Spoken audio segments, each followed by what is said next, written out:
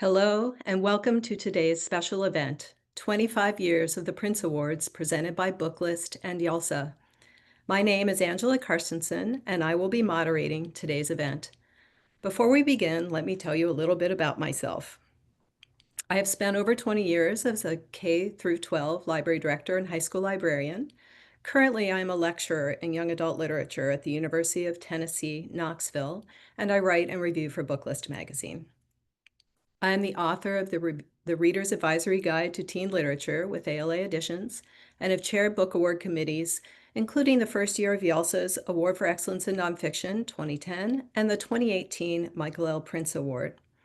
Most recently, I served on the Schneider Family Book Award jury, which recognizes literature for young people representing the disability experience. I am thrilled to be leading today's conversation, but before we dive into our discussion, let me share some technical details with all of you. Booklist offers closed captioning on all webinars. To enable or disable them on your screen, please look for and click the Show Captions icon on the toolbar.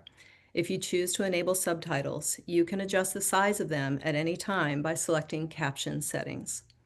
The audience is in listen-only mode, but we welcome any questions you may have. On the bottom of your screen is a toolbar with a section for Q&A. If you have a question for our panelists, you may click Q&A and type your message into the box that appears. We will do our best to answer any audience questions, but we'll be sure to pass along any unanswered to our panelists after the webinar. And finally, Booklist expects all participants to maintain an atmosphere of respect and fairness. Anyone who violates this standard of behavior, including engaging in any form of harassment, may, at the direct discretion of the organizers, be immediately removed. We have a fantastic program for you today, beginning with brief introductions from our panelists. Then we will move to a discussion for the remainder of the webinar.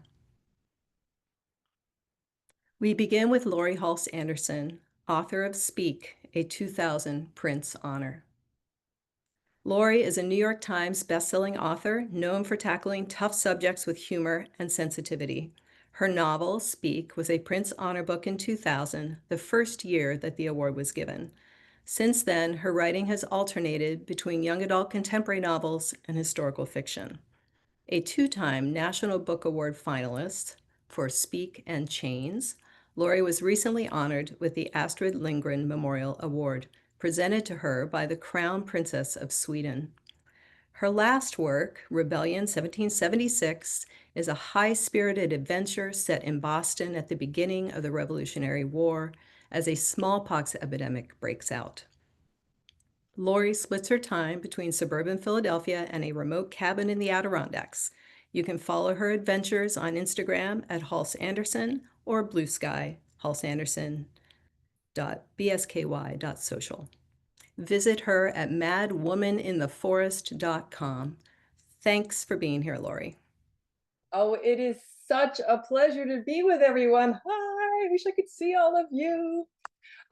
Do me a favor though, don't go to my website before July 4th because I'm still working on it. But by July 4th, by golly, it's going to be amazing. And I can't believe we're having this conversation and it's been 25 years of the Printz Awards. Man, for me, it all started with this little book right here, the book that I never even dreamed of writing because it was so closely tied to my own experience. It wasn't until almost 25 years after I'd been raped when I was 13 that I began to process and just struggle to find the language to examine my own experience. The writing of this book helped me a lot with that. I never thought anybody would publish it, ever.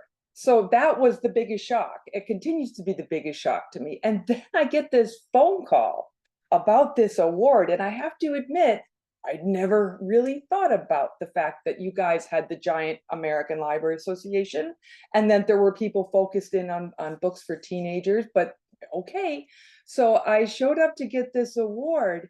And I want you all to close your eyes for a second and think about The Wizard of Oz. Think about that moment that Dorothy goes from the black and white version of her life in Kansas, and she steps through and she's in Oz and everything's in color. That's what the American Library Association and showing up to be a part of the Printz Honor, that's what it did, not only for my book, but for my heart, for my spirit. I stepped into Oz because I stepped into your family and you embraced me and you embraced my weird vision of the world and my desire to write books for teenagers that would give them hope and make them laugh and make them feel not alone. I think that's what we all try to do in our world. And this is probably why we're all so exhausted, traumatized, and furious, apocalyptically angry that people are banning our books and shutting down our storytelling, because we know how vital it is for kids to see themselves in books, to see other people in their books, and most importantly, to find the language, to use the words that will describe to themselves and the rest of the world who they are in that moment, who they might want to be. I've done a couple of other things with Speak. I'm supposed to tell you guys about my books. We did come out with a graphic novel shortly before the pandemic hit. That was super fun. I'm about to start another graphic novel adaptation, but I'm not supposed to talk about that yet. We have a brand new edition of Speak, recently translated again in Spanish and published in the United States, so it's much more affordable for libraries and librarians to pick it up.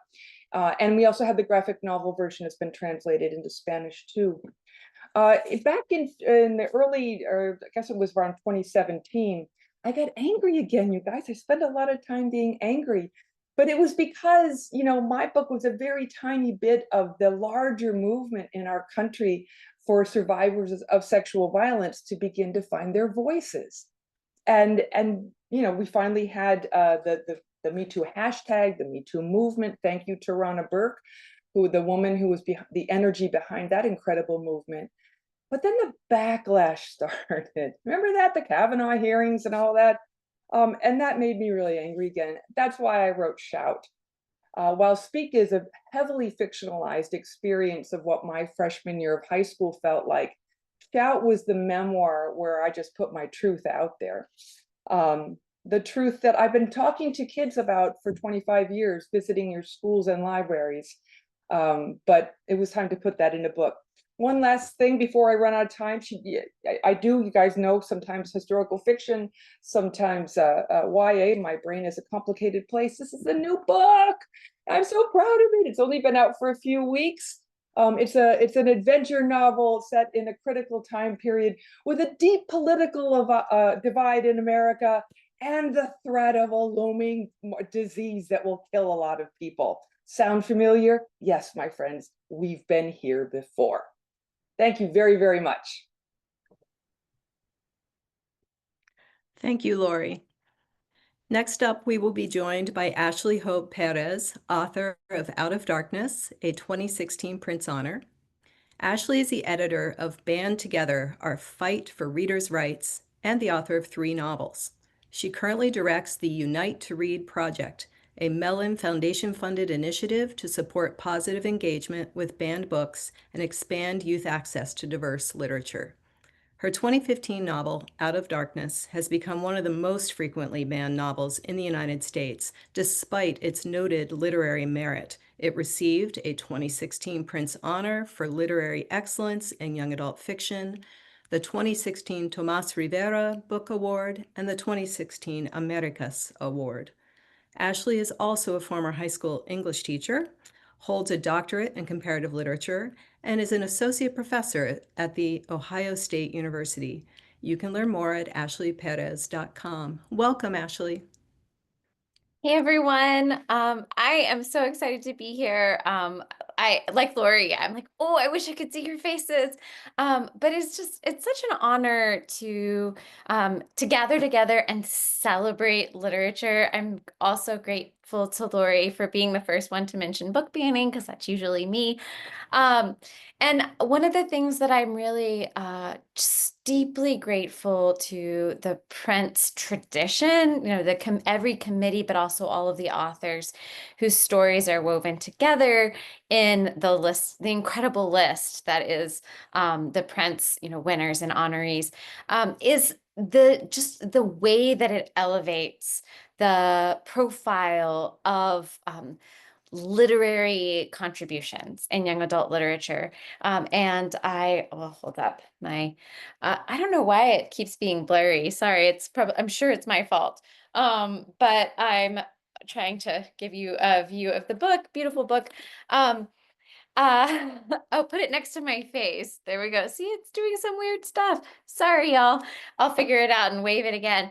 But Out of Darkness is it's a historical novel. It's a love story set against the backdrop of a real event, the New London school explosion that happened in 1937 in East Texas. And it really, it takes that event as a backdrop for an exploration of, racism, of family violence, sexual assault and abuse. And I work to center the experiences of my two main characters, Naomi, who's a young Latina woman from San Antonio, and Wash, who's a young Black man who lives in the community that she's moved into. And that, it's such a, it's a deeply personal story in some of the ways that Laurie mentioned. I'm a survivor of childhood sexual abuse, and that experience is present in the novel, but it's also a book about healing, and it's about the gifts of creating our families and finding spaces of freedom, even in times where there's a lot of restriction or repression of our identities. So it's been an honor to me to see how the Printz recognition for Out of Darkness has helped put it on readers' radars over the years. And in fact, since Out of Darkness was published in 2015, between 2015 and 2021, it was never challenged anywhere in the country. And surprise, starting in 2021, it became one of the most frequently challenged works of literature in the country. That is how I came to write the book that was mentioned, or help edit and draw in many amazing voices into band together. I'm going to put it in front of my face. This beautiful anthology of authors and illustrators sharing their experiences of being banned, and also sharing what access to literature means for us, for our communities, for the readers we want to reach. So when I think about the power for me of the Printz Award, was really how it established bridges between readers and the world that I had created in Out of Darkness.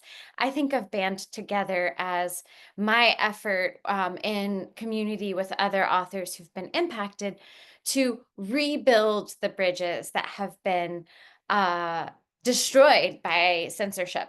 So librarians in communities where censorship is alive and well and gutting their collections, they may not be able to shelve Out of Darkness in the school library in this moment, but they can get band together, and they can bring awareness to young people about what is missing from those collections, why, and what they can do about it. So I will stop there and just look forward to the conversation with you all. And I really appreciate everyone coming together to uplift the literature that means so much to young people coming through the doors of your libraries, schools, and in our communities. Thank you all so much. Thank you, Ashley.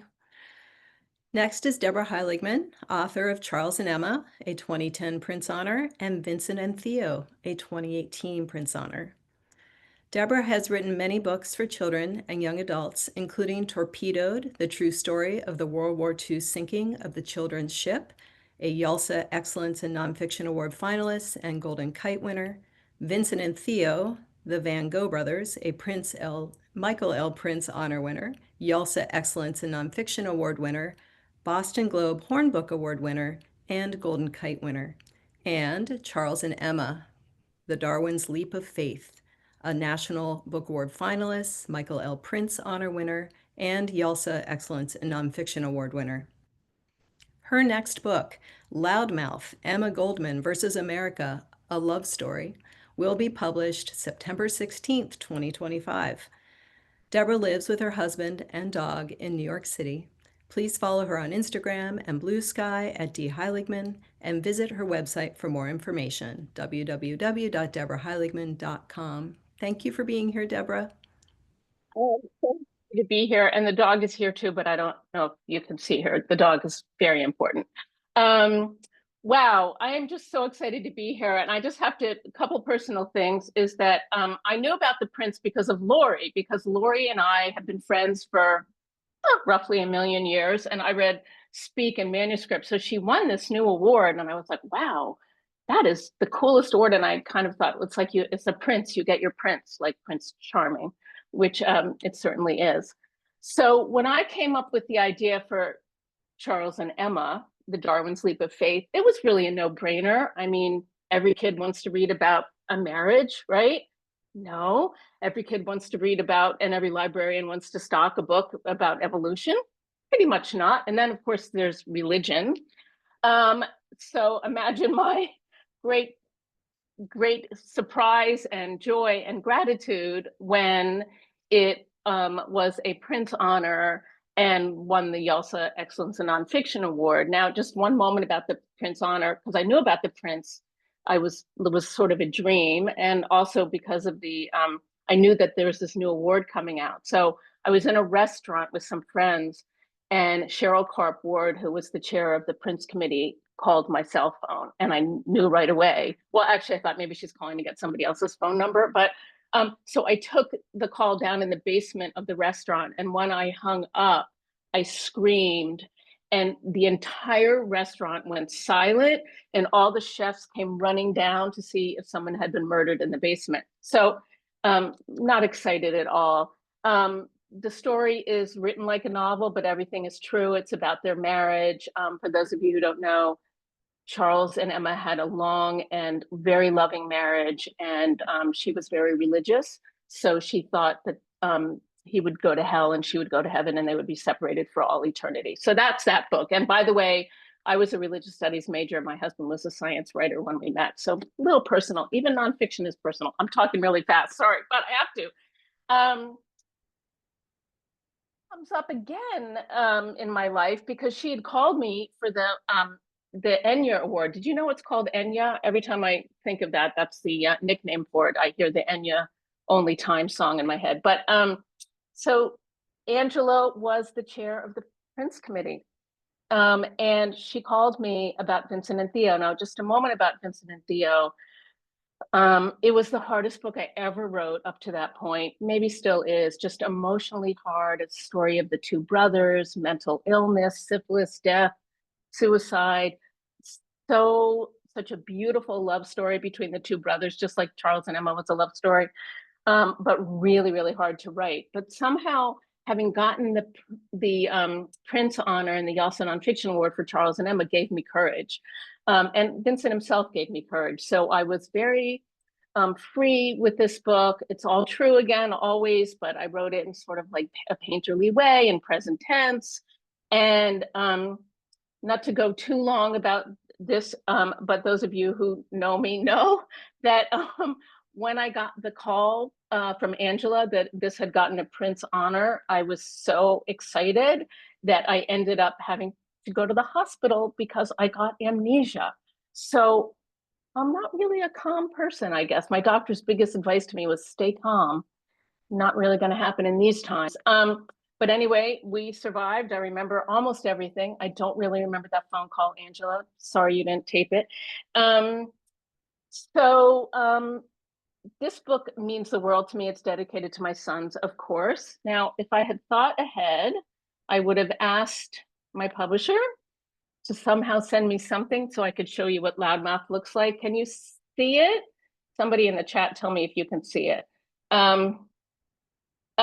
Yes, you can see it. Great. It's such a great cover. I had to show it. I just had to show it. Okay. Emma Goldman, crazy badass, like the biggest badass you can possibly imagine. speaking truth to justice, basically from the minute she landed as an immigrant into America. Just telling everybody what she thought was wrong. She loved this country. She thought it could be so much better. So here's a quick story about her. May 1st, 1892, she was running an ice cream parlor luncheonette in Worcester, Massachusetts with her two lovers. Right there is a sentence, two lovers, free love. And she decided she'd have to let the boys take care of the ice cream shop because there was a rally in New York and Union Square because it was May Day. So there was a rally, anarchists and socialists. And she stood on a wagon, started speaking. The socialists wanted her to stop because she was an anarchist. So they hitched a horse to the wagon and pulled her away, and she kept on talking. I'm done.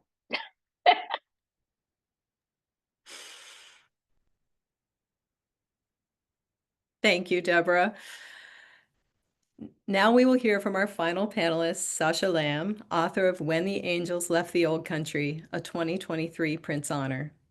Sacha's debut novel, When the Angels Left the Old Country, is a Printz Honor Book, a Stonewall Award winner, and a Sidney Taylor Award winner. Their second novel, The Forbidden Book, is a Sidney Taylor Honor Book and a Boston Globe Best of the Year pick for 2024. A 2018 Lambda Literary Fellow, Sacha has a degree in Library and Information Science from Simmons University. They live in New England with a miniature Dachshund mix named Anzu Bean, and I apologize if I mispronounced that. Welcome, Sacha. Thank you. I'm very excited to be here, and you will not be able to see Anzu. He's under my desk, but he doesn't look that different from Deborah's dog, funnily enough. So my Printz Honor Book, When the Angels Left the Old Country, I describe it as an Ellis Island immigrant fairy tale starring an angel and a demon who studied Talmud together in a little village in Poland, and then they have to leave in search of a girl from the village who's gone missing on her way to America. And along the way, they learn a lot about themselves, and they find out that America is also a very complicated place where the streets are not exactly paved in gold. And my second book, The Forbidden Book, came out last year, and that one is a ghost story about gender identity and book censorship set in the Pale of Settlement in the 1870s.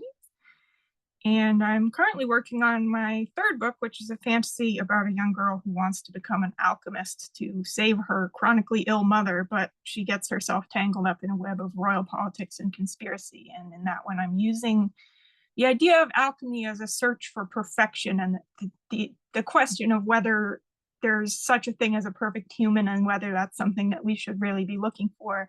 I'm using that to explore ideas about disability and reproductive autonomy. And while I'm here, I also want to give a little shout out to my publisher, Levine Querido, because they are celebrating their 5th anniversary this summer, and they already have 3 books on the Printz honor list and 1 Printz winner. So the honors are When the Angels Left the Old Country, Fire from the Sky, which was last year, and Apple by Eric Gansworth. And then the winner was Everything Sad is Untrue by Daniel Nayeri. And that's a lot for a really new little publisher. And I think that's because the editors are working on acquiring books that are really unique and that aren't quite like anything else. And the whole team puts a ton of energy into making those books the best they can be. And I remember when I was young, the books that really stuck with me, and still even the books that stick with me now, are the ones where you feel like you have discovered something totally new from reading it. And if you look at the history of the Printz Award, the committee is really in touch with that feeling, where every book on the list is a book that was on the cutting edge of YA literature when it came out, and still has that unique spark and still speaks to kids. And so you can really see the development of YA by looking at the history of the Printz committee picks. And you can also see, because I'm young enough, like I was 9 when the Printz Award was started, the list of winners and honors is also the list of books that I grew up with, the books that I picked up at my local library and read, and that made me want to write YA. And so I'm really so honored to be on that list next to all of the authors that inspired me so much. And thank you once again for having me. I'm really excited to be here. Thank you, Sacha. This is already wonderful. I will now invite all of our panelists to turn their cameras on and join in for the panel. And while that is happening, I just want to say we are here to celebrate 25 years of the Printz Award. And it already feels like a celebration. I do want to begin by recognizing Michael Printz himself. He was an extraordinary youth services librarian, a school librarian who found a home in YALSA. And if you want to know more about him, I recommend that you seek out a book of essays and recollections about him published by YALSA. It's called A Prince of a Man, and it's available in full on the YALSA website. I would also like to recognize Michael Cart, who we lost in February. He was a force in young adult services, in young adult literature, in YALSA, and in Allen. He championed the creation of the Printz Award, and he chaired the task force that wrestled out the details and wrote the criteria of this award, which kept it so fresh all this time. Later, he did chair the 2006 committee. And just so you know, Booklist is putting together a tribute column about Michael that will run in their June issue. And that is the issue which will be available at the ALA annual conference in Philadelphia this summer. So keep an eye out for that. Thank you. Let's move on to our questions. I'm going to begin with a question for each panelist, and I've urged the others to chime in with their own thoughts along the way, but we're going to begin at the beginning. Laurie, could you take us back to the year 2000, the first year of the award? What was the energy of that year as an honoree? Do you have a memory you would like to share of the first award program? And Yeah, the room wasn't big enough. Oh, because I don't think anybody knew what to expect. And as I recall, the timing was really, it was very, because there's already so many slots that are filled at ALA.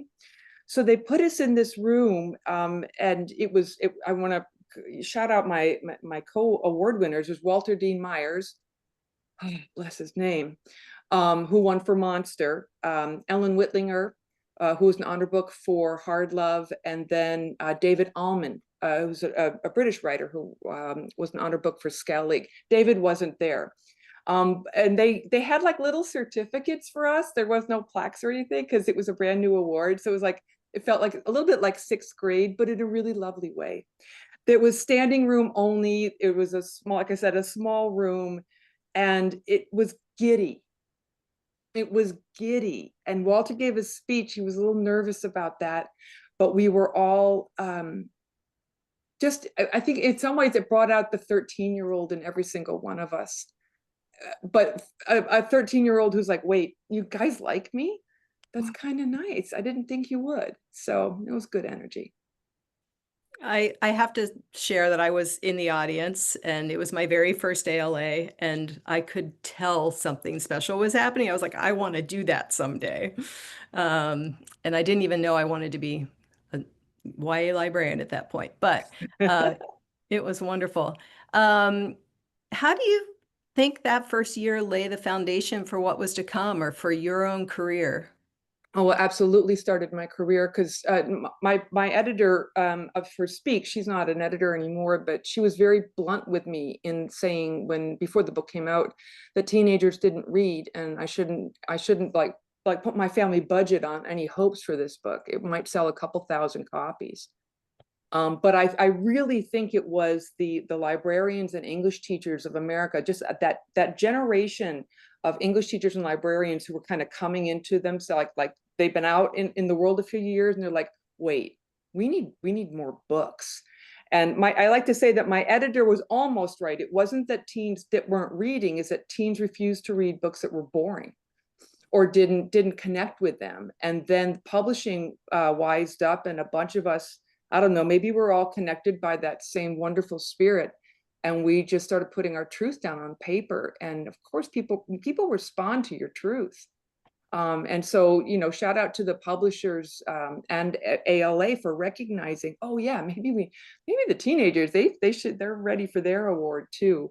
And I think the fact that it took so long for YA to be recognized is an important point. The word Newbery Award and Caldecott, pretty much every American you talk to knows what that is, but people are still learning about the Printz.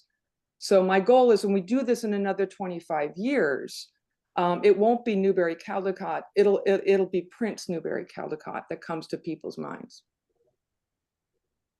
I would love that. Deborah, what are your observations about how the Printz Award changed in its second decade? Your first honor was in 2010 and the second was in 2018.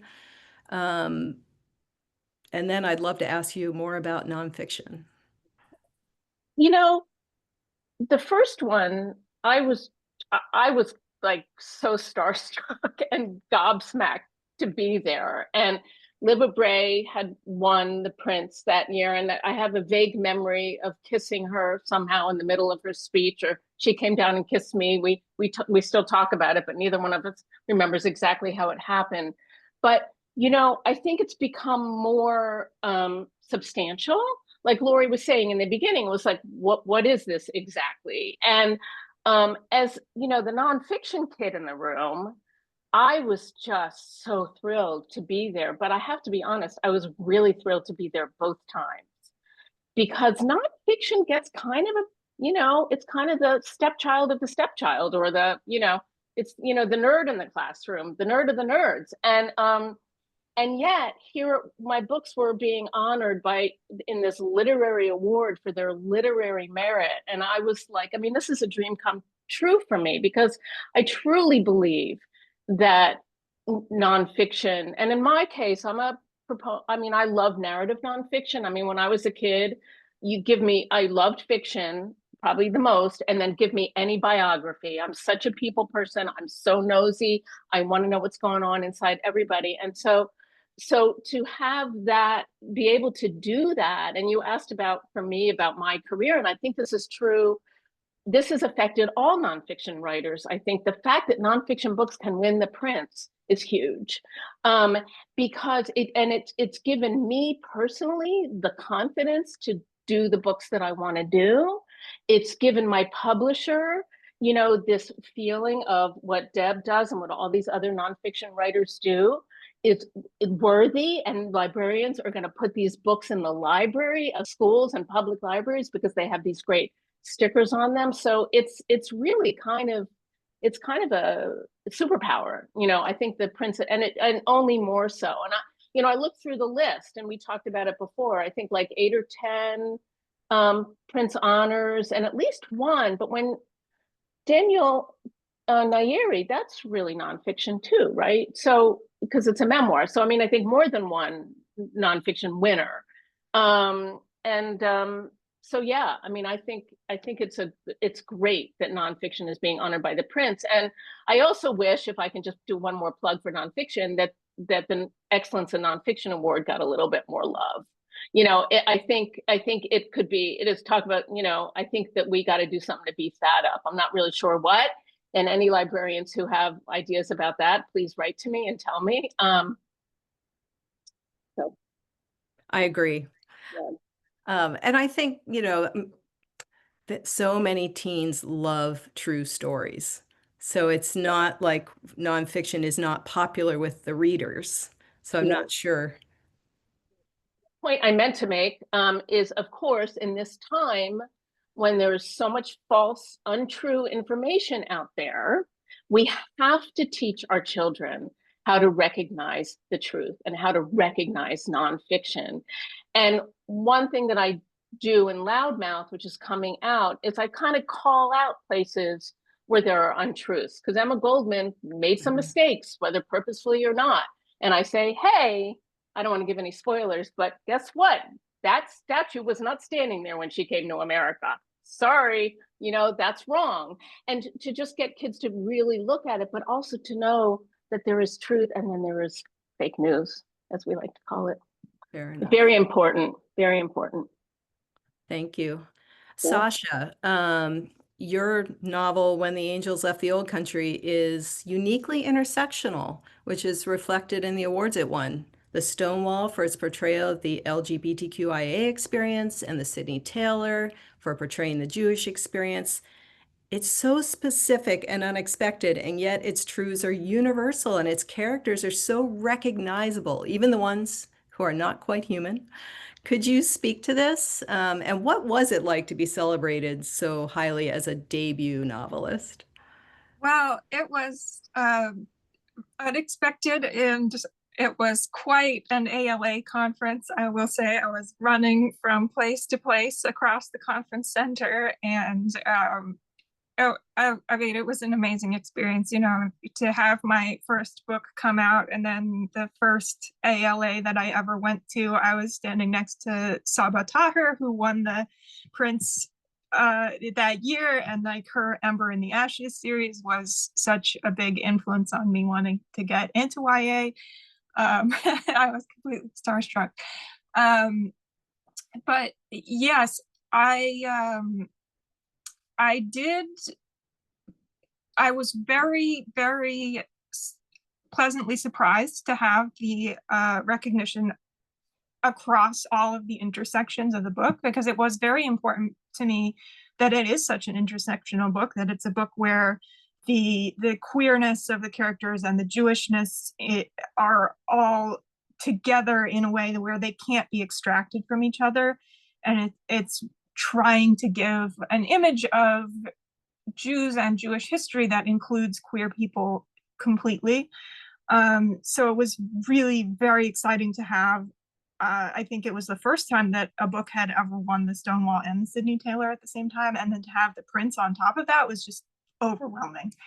And it has really given me the confidence to continue to write books that are complicated and intersectional. And I think that what Laurie said about people responding to your truth, I think that's very true, and that as marginalized creators, often we are worried about telling our truth completely in all of its complexity, because you think that maybe you're putting yourself into a little corner, or you're reducing the size of your audience or something by being so specific.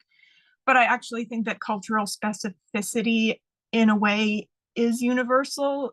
Just the passion that an author has for the details and the stories that they're telling, people respond to that on a human level.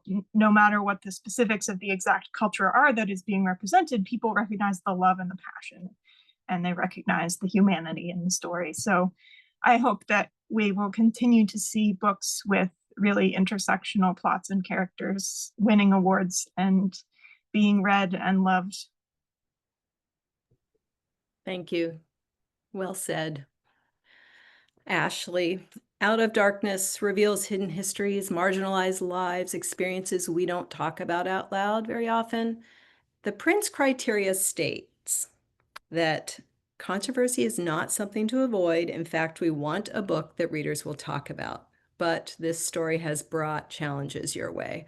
What was the impact of the Printz on your novel? And initially, did it help your work to reach more readers? I assume it did. And then more recently, has the win helped to keep your book on the shelves in libraries and bookstores? Yeah, thank you so much for that question. And I've just really enjoyed listening to everyone share about their work and how they approach the storytelling that we do. Out of Darkness, it was interesting because it was a 2016 honoree, but it was published at the very end of 2015. So really my whole experience of this novel coming to the world was shaped through that recognition, because it was published and then boom. So that was a really, I can't, I was someplace, and I think it was in Austin, Texas, when I found out, and it was stunning to me, and actually this incredible experience, because when I was stewarding this story, I was really afraid. The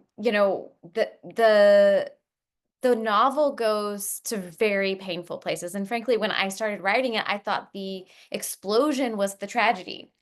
And that is one of the tragedies in the novel, but it's actually not the one that's hardest for us as readers, or for me as the writer. I carry the aspirations of my characters.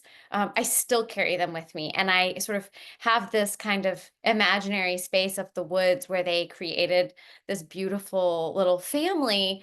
That's still where they are alive for me.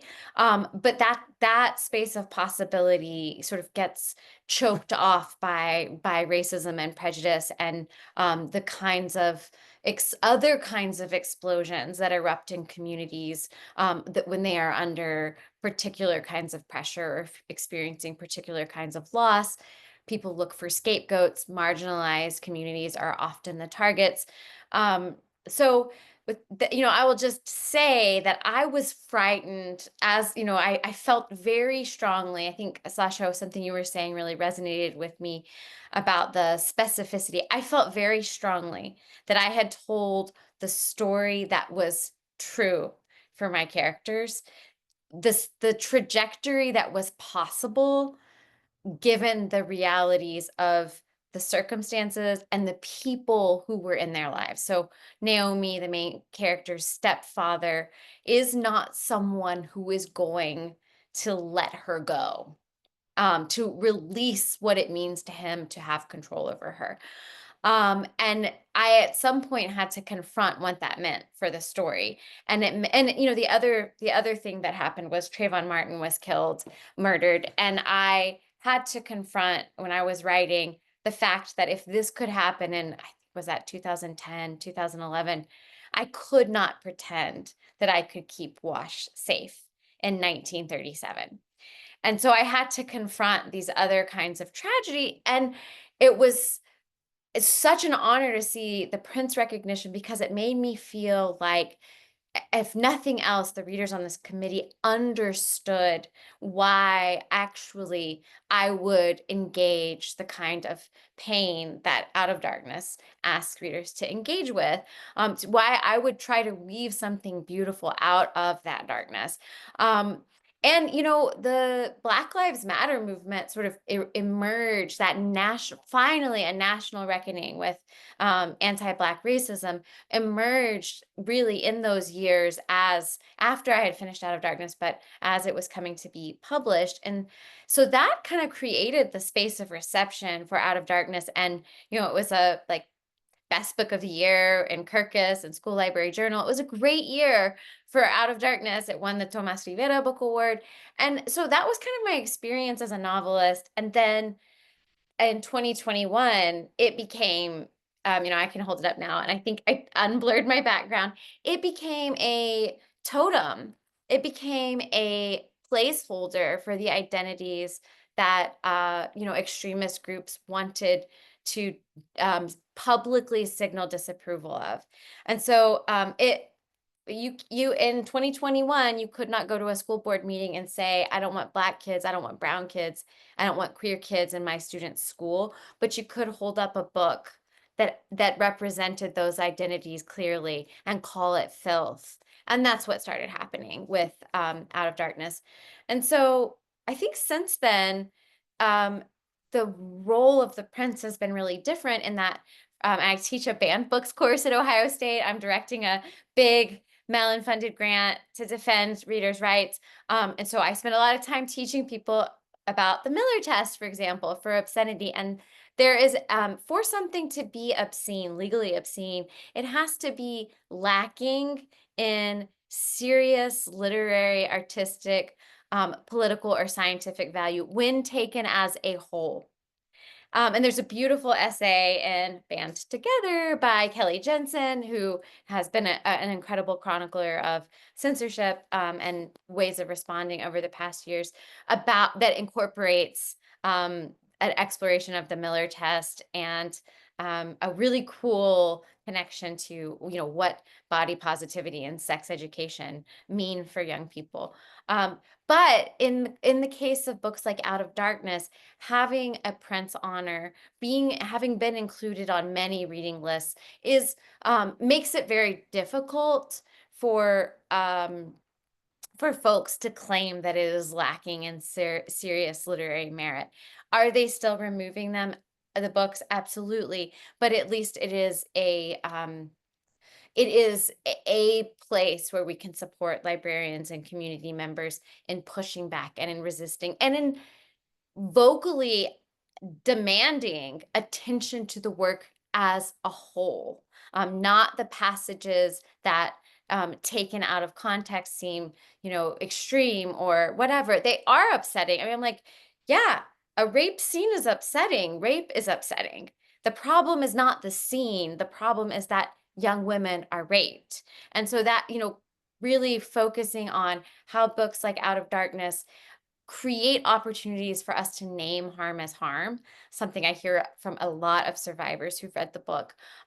It's, you know, it's important, and it's one of the ways that we can intervene in claims about, you know, false claims about our work. So I'll stop there.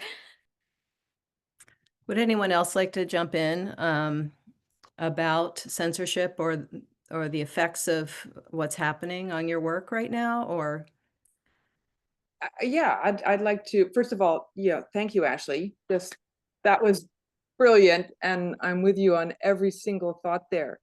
I was, up until 2021, 2020, you know, many of us traveled all over the country speaking at schools. And really, I found the greatest satisfaction in knowing that my book was becoming part of the conversation. And I think that when there's the censorship of books, there's two levels. What has become most predominant in the last couple of years is the level where politicians are manipulating the fears of parents and guardians.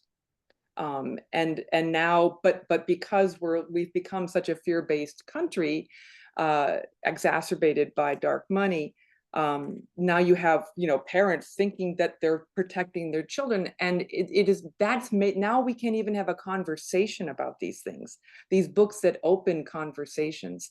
I think that as adults in the room, although there's fantastic work going on at the local level with kids starting their own band book clubs or pushing back or showing up at school board meetings, that's amazing. But I think we all as Americans have more work to do, adult to adult, with people who we disagree with. I mean, I'm part of the, I don't know if, Ashley, if you're in these lawsuits, I'm in the lawsuit against Iowa and against Florida. And like, it's horrible that we're at this point, but it's only a piece of the puzzle. Teaching people about the Miller test, having conversations, maybe with people in your neighborhood you haven't talked to. Maybe this is the opportunity where we can lower barriers all around, because until we have, as we remain in our silos and get angry about things without reaching out to people that we don't know yet, nothing is going to change. So I guess the focus for me is not just speaking, but also listening. And this is a wonderful opportunity for us as a nation to start really grounding ourselves in the role that libraries serve in our communities. And maybe that's the end point. The end point is to make every community the home of a great library that is vibrant and reflects our culture in all of its very interesting dimensions. Hear, hear. I'm struck, just to take us back to the Printz Award, I'm struck by the fact that the award being awarded, the Printz, seems to have given each of you confidence and courage and help you be seen. And we talk so much about the readers and wanting our readers to be seen and to give them courage and to find themselves. But I think it's beautiful to hear you say as artists that it also does that for you. So thank you. We have a question from the audience, and we do have enough time. I thought it would be nice to bring one in. All of you have become teachers in your own ways. How does that fit into your idea of your lives?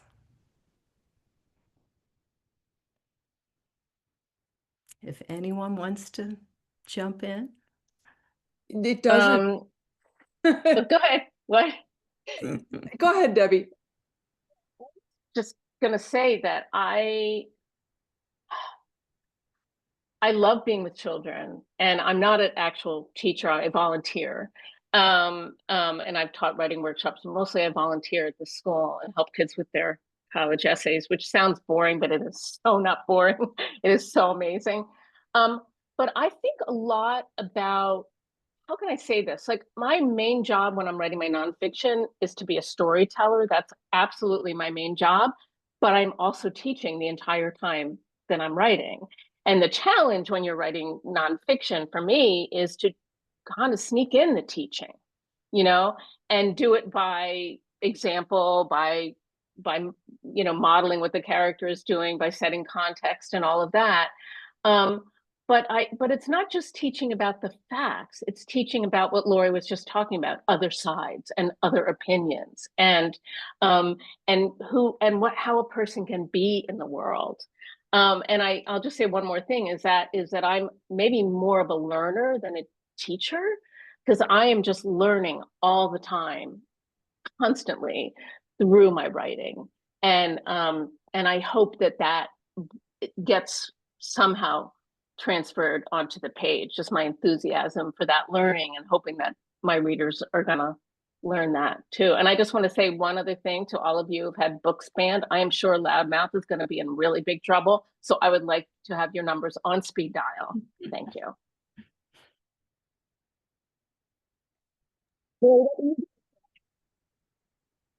I'm happy to. Oh, go ahead.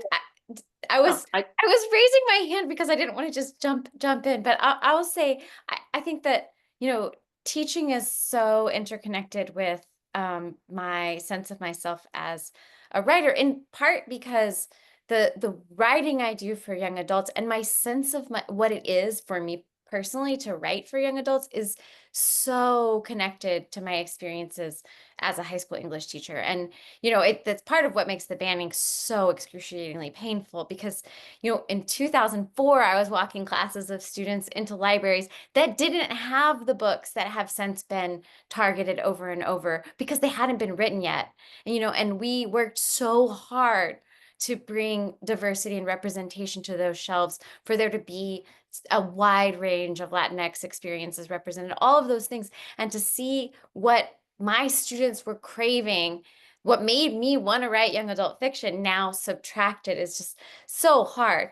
But I also think that teaching is really central to me as a writer, in that it's a humanizing space. What changed for me as an educator when I started writing with my students is the way our relationship shifted. And I think I'm always, you know, with my college students and all of the teaching spaces where I have the opportunity to work, I'm really interested in a human and humanizing experience. And when I am writing, the thing I care about most is for readers to be able to recognize the humanity of characters and be fascinated with what's possible for people in the best ways and in the worst ways, and to have a full sense of the range of human experience. So